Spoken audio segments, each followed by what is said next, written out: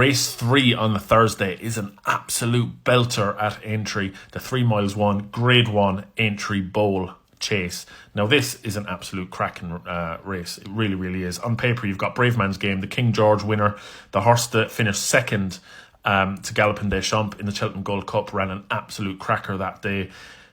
He's the top of the market and he deserves to be there. Now, you just wonder, like, his Aintree record is not very good at all. I mean, last year he was beaten 30 lengths by a high senior at Aintree. You have to wonder what mark the Cheltenham Gold Cup will have left on him. The similar can be said of Shishkin, to be honest. Shishkin has the ability to piss this race, but he's stepping up from 2 miles 4 all the way up to 3 miles 1. That's a big stretch out in stamina. He looks like he'll probably get the trip, but will he be able to get the trip well enough to beat a King George winner, to beat a second in the Gold Cup winner, to beat A Plus Tard? A Plus Tard, last year's Gold Cup winner, is also in the race. He's on a massive revival mission. He's been pulled up on both of his starts this season.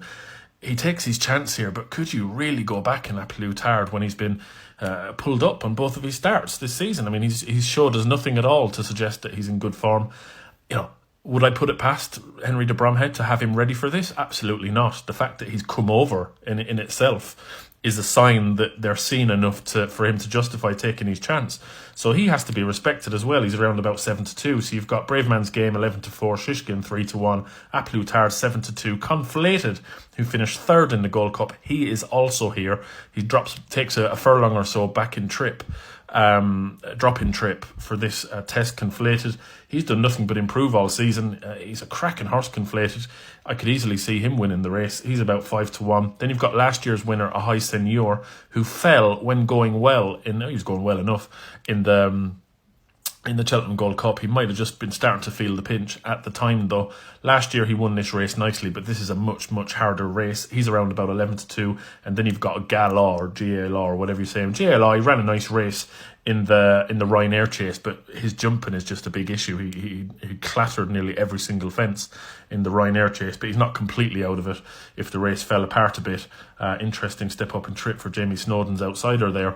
If it was my last fiver, I'd probably stick it on Shishkin, but I'm not convinced he's going to stay, and he really needs to be on song. And when he was a novice, he came to Aintree, and I think he won, but he was a little bit underwhelming that day as well.